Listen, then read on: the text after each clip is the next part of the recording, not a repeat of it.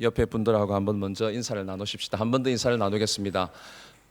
올 한 해도 주님의 은혜가 필요한 줄 압니다. 한번 옆에 분들하고 인사를 나누십시다. 올 한 해도 주님의 은혜가 필요합니다.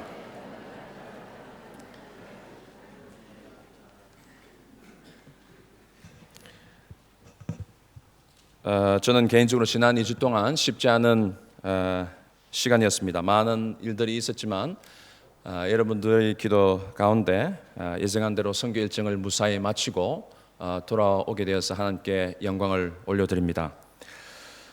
우리는 주님의 은혜가 없으면 잠시라도 아니 한순간이라도 살 수 없는 연약한 존재라는 것을 이번 단기 선교 여행을 통해서도 깨닫게 되었습니다.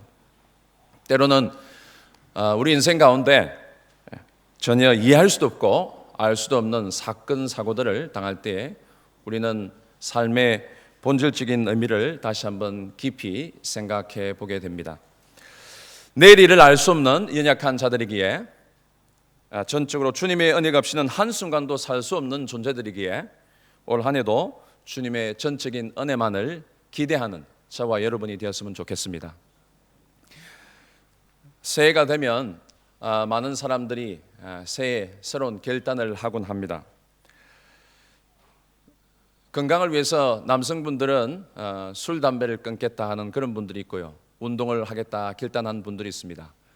여성분들은 아름다운 몸매를 가꾸기 위해서 짐에 등록해서 나가기로 결단하기도 합니다.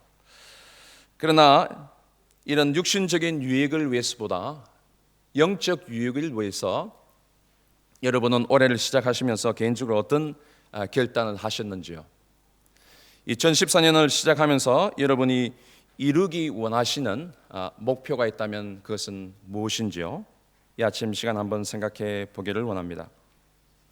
오늘 방금 우리가 읽었던 이 본문에서 이 사도 바울은 크리스찬의 삶을 경기자에 비유하면서 표대를 향해서 달려가라고 우리에게 권면하고 있습니다. 다른 박질하는 경기자는 분명한 표대가 있습니다. 마지막 결승점을 향해 최선을 다해 달려가야 합니다. 이제 우리는 2014년도 출발선에 서 있습니다. 우리에게 주어진 믿음의 경주를 잘 마치기 위해서는 우리가 가야 할 분명한 표대를 알고 그 표대를 향해 전심전력을 다해 뛰어야 할 줄 믿습니다.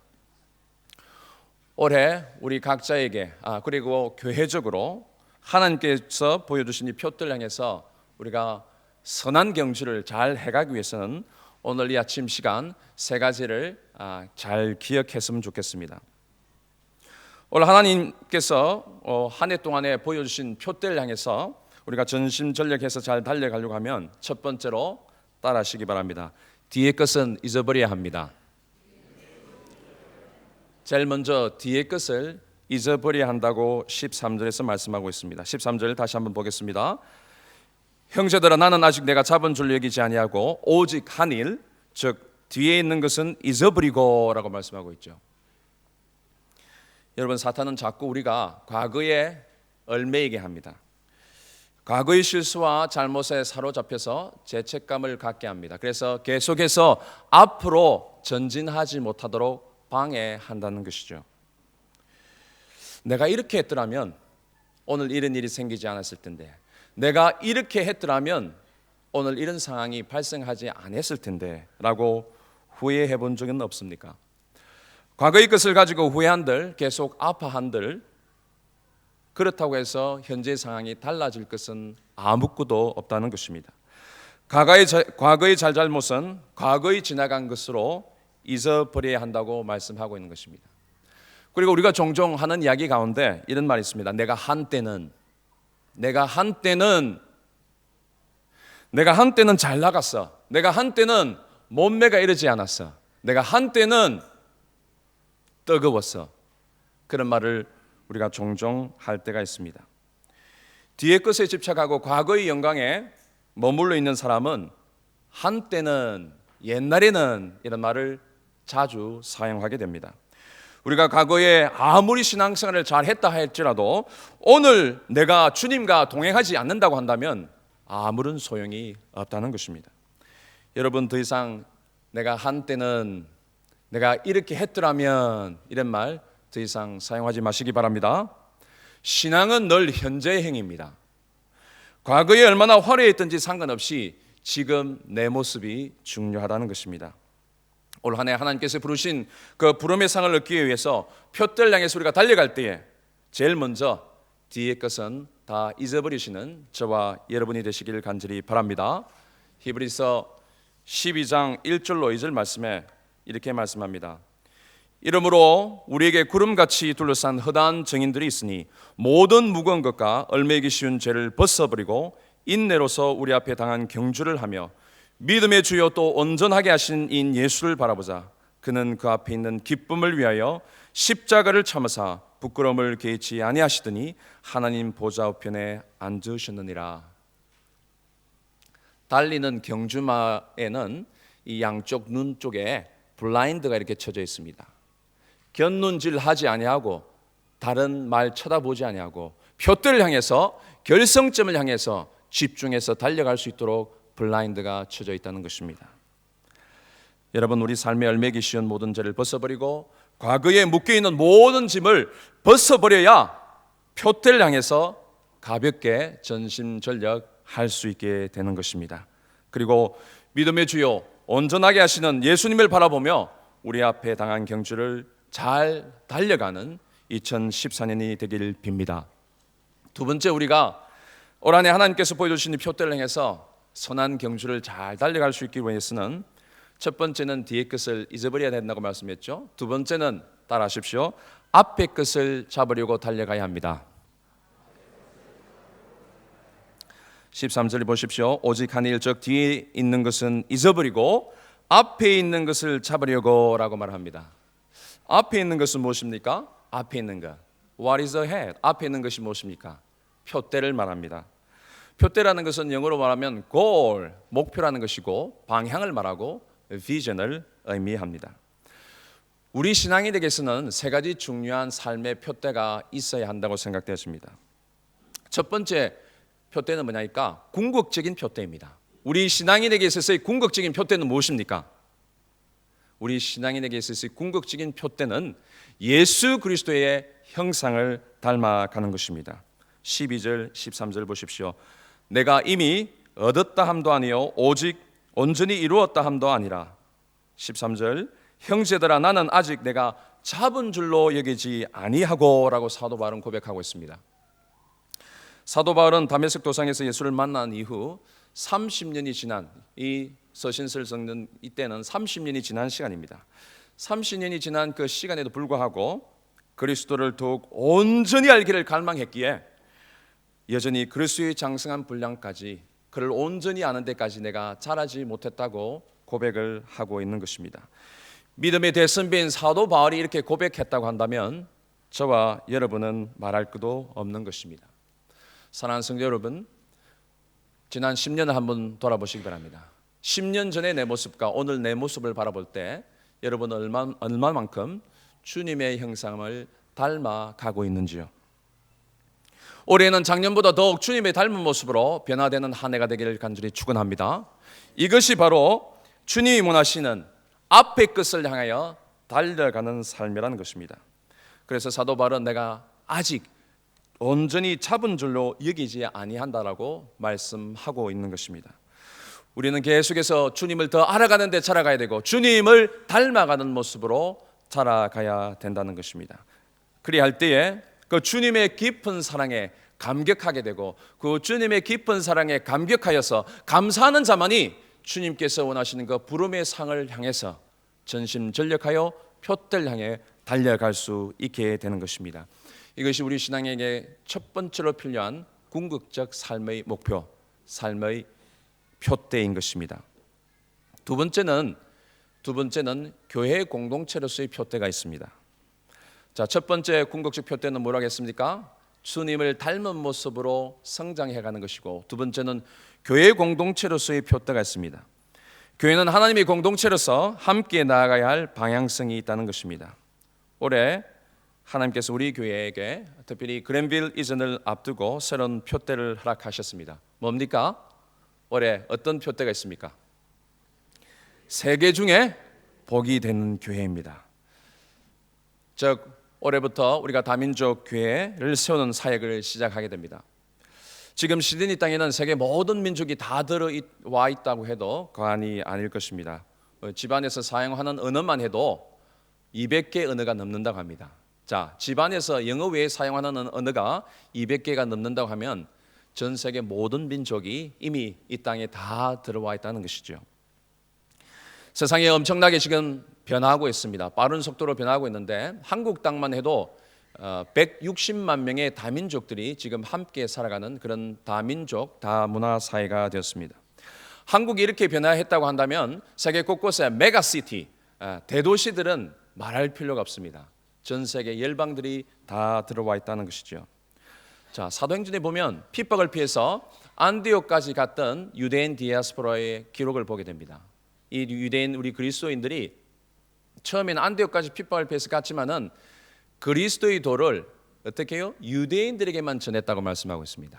그러다가 나중에 이제 헬라인에게 이방인에게도 그 그리스도의 복음을 전하게 됩니다. 그러면서 이 안디옥 교회는 최초로 세상 사람들로부터 예수를 믿는 자, 예수 그리스도를 따르는 자라는 명칭으로 그리스도인이라는 그런 영광스러운 이름을 얻게 되었던 것이죠. 그 당시 예수 그리스도를 따르는 자들의 삶에 한 가지 특징이 있었다고 한다면 그것은 무엇인가 하니까 예수 그리스도의 십자가 안에서 모든 민족과 인종과 방언과 언어의 모든 장벽이 무너졌다는 것입니다. 이것은 믿지 않는 이방 세계에 큰 충격을 가져다 주었습니다.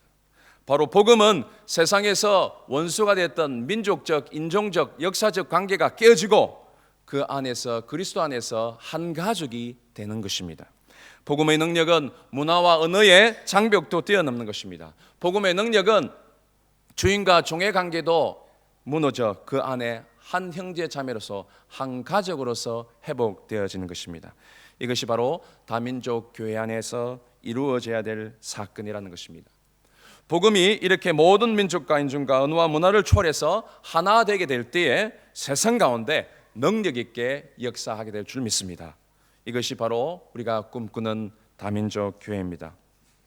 갈등과 반목과 미움과 다툼과 시기와 불만이 가득하 있는 이 세상 속에서 다민족 교회를 통해서 주님의 온전한 사랑이 증거되어질 때 복음이 참된 능력으로 우리 교회를 통해서 역사하게 될 줄 믿습니다.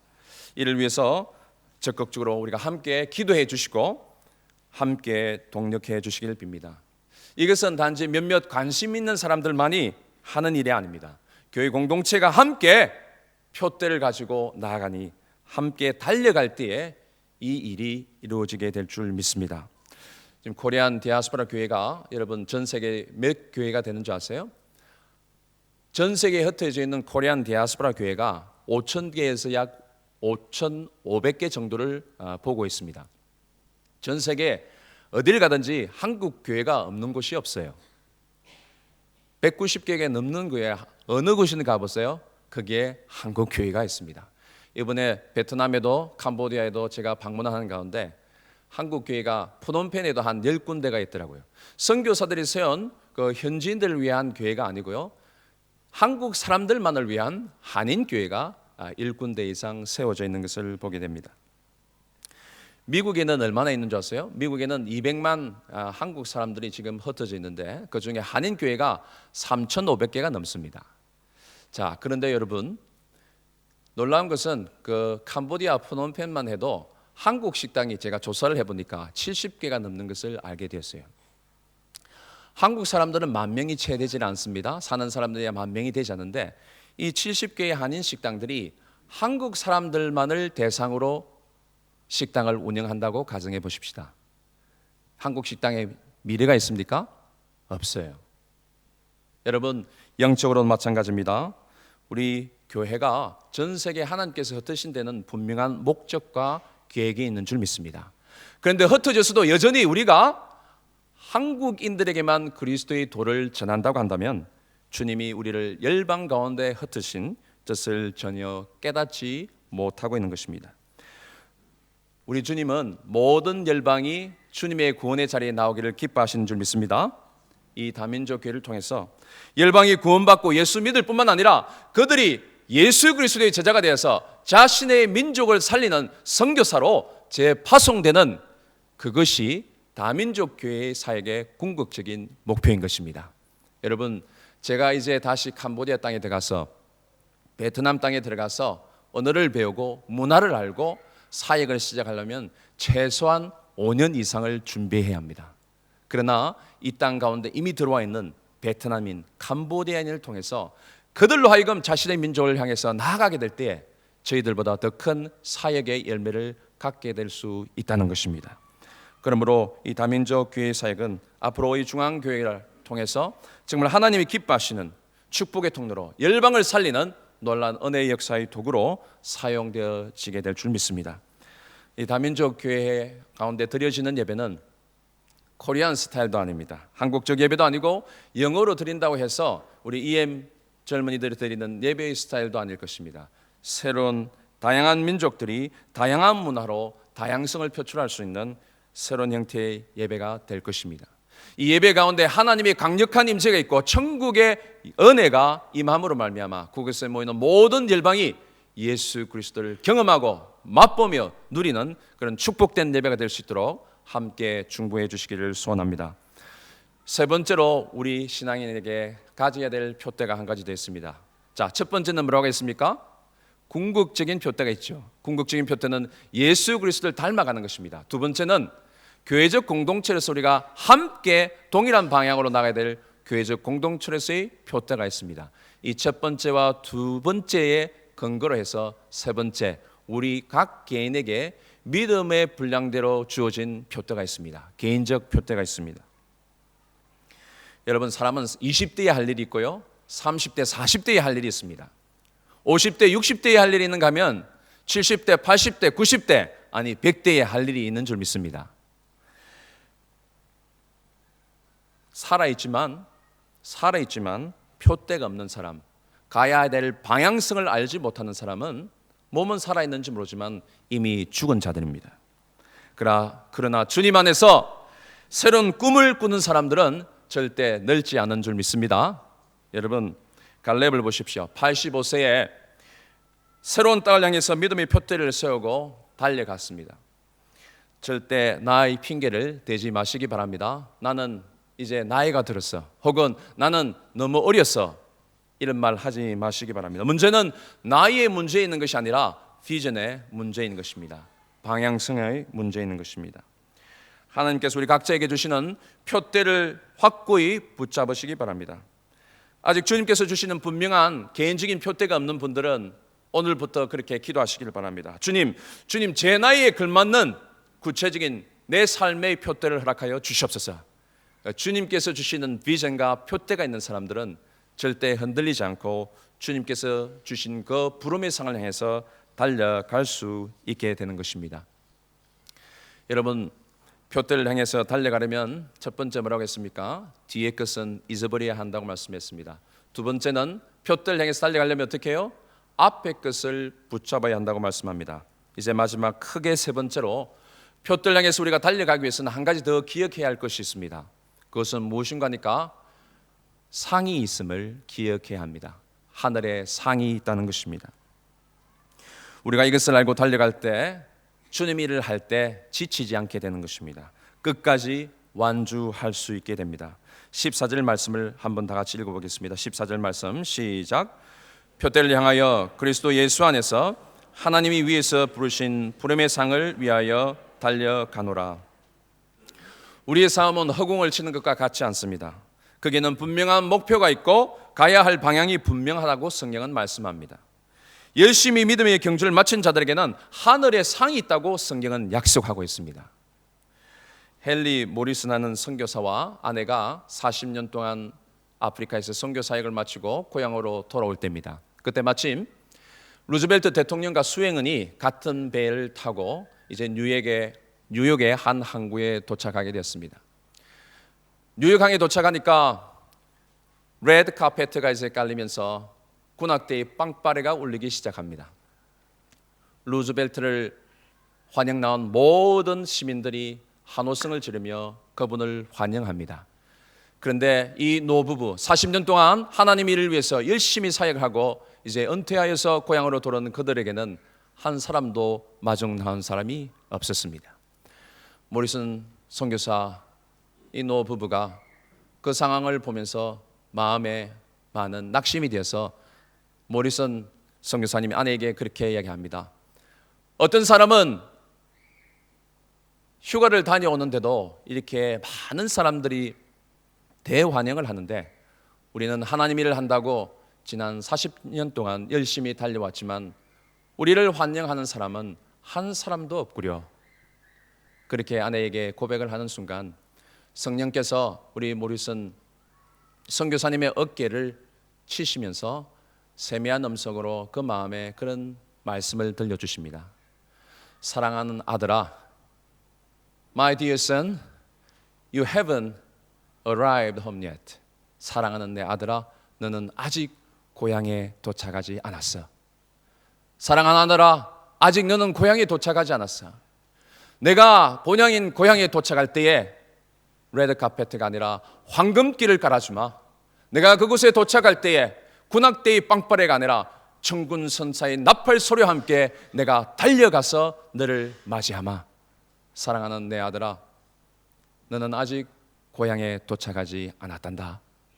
그 말씀을 들려주는 순간 이 노부부의 가슴 속에는 주님의 큰 은혜와 그 부름의 상을 인하여서 감격하게 되었던 것입니다. 그렇습니다. 사랑하는 성도 여러분, 우리가 사는 이 호주 땅도 우리의 고향이 아닙니다. 한국 땅도 우리의 고향이 아닌 것입니다. 우리는 이곳에 잠시 왔다가 가는 나그네임을 잊지 말아야 할 줄 믿습니다. 우리에게는 영원한 본향이 있으며 우리 주 예수님께서 원하시는 그 표대를 향해서 인생의 경주를 멋지게 마친 사람들에게 주님께서는 상을 예비하고 계시다고 말씀하고 있습니다. 우리가 본향에 도착했을 때 주님께서 우리를 맞이하시며 그렇게 칭찬할 것입니다. 사랑하는 내 아들아, 내 딸아, 잘했도다. 착하고 귀한 나의 아들, 딸들아, 너의 상급이 크도다 하면서 주위를 둘러보라고 말씀합니다. 주위를 둘러보니까 수많은 사람들이 우리에게 다가와서 그런 이야기를 합니다. Because of you, I'm here in heaven today. 당신 때문에 내가 오늘 이 천국에 와 있게 되었습니다.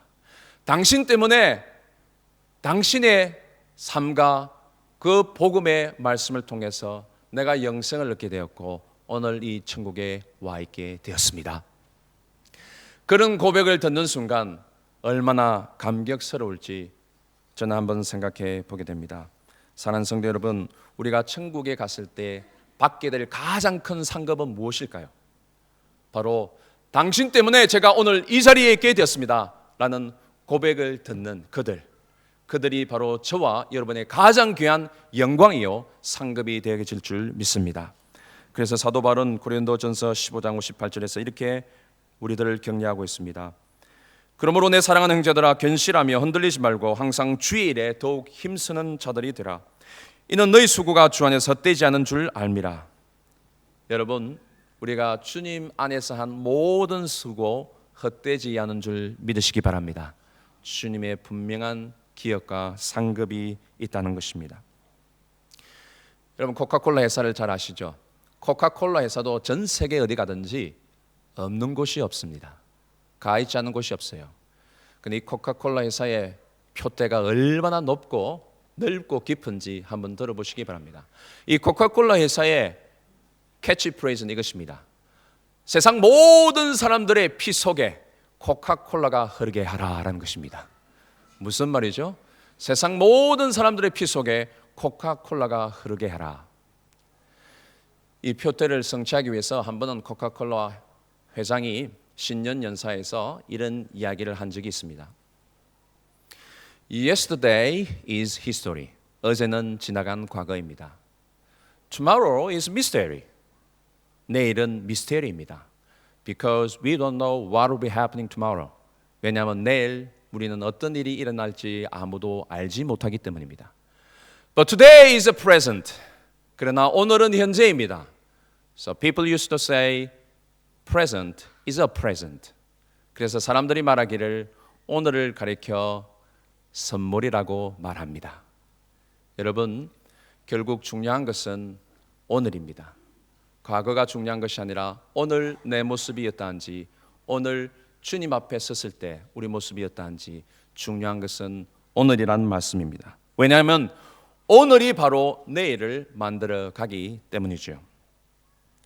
그러면 오늘 저와 여러분이 해야 할 일은 무엇입니까? 결론적으로 10절, 11절 말씀을 우리가 한 번 더 읽어보겠습니다. 10절, 11절 말씀 시작. 내가 그리스도와 그 부활의 권능과 그 고난의 참여함을 알고자 하여 그의 죽으심을 본받아 어떻게 해서든지 죽은 자 가운데서 부활에 이르려 하노니. 어떻게 해서든지 죽은 자 가운데서 부활에 이르려 하노니. 사도 바울은 부활을 의심한 것이 아니라 다시 오실 주님을 기대하며 주님 다시 오실 때 그 휴거 때에 일어날 주님 오실 소망을 기대하며 고백을 하고 있는 것입니다. 제가 선교지를 방문하면서 두 권의 책을 읽었는데 그 신간 중에 튠리안 차비즌 목사님이 적은 Jesus All, 예수님으로 충분함이라는 책 가운데 한 부분을 인용하고자 합니다. 잘 들어보십시오. 예수님은 죽어야 산다고 말씀하셨습니다. 다시 말해 그리스도인에게 삶은 곧 죽음입니다.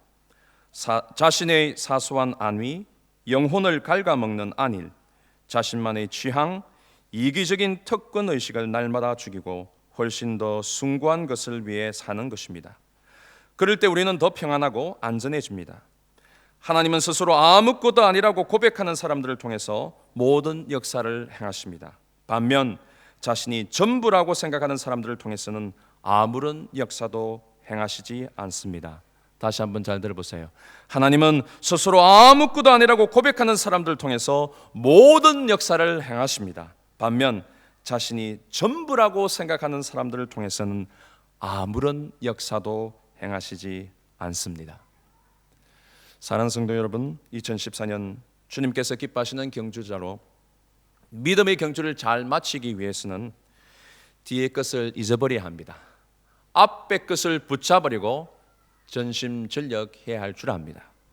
그러기 위해서는 예수 그리스도의 온전한 형상을 담기 위해서 교회 공동체에게 주어지신 그 표대를 향하여, 그리고 우리 각자에게 주어진 믿음의 분량대로 주님께서 주신 그 표대를 붙잡고 함께 선한 경주를 달려가는 저와 여러분이 되시길 간절히 축원합니다. 주님이 전부가 되셔서 나의 삶을, 우리의 삶을 온전히 내려놓고 우리의 자아가 죽어질 때 그 부활의 주님의 능력이 우리와 함께 역사하셔서 한 분도 빠짐없이 이 선한 경주에 완주할 수 있는 한 해가 되시기를 간절히 축원합니다. 오늘 주신 말씀을 기억하며 우리가 함께 행진하며 주님께 나가는 찬양을 올려드리도록 하겠습니다. 다 같이 찬양하겠습니다.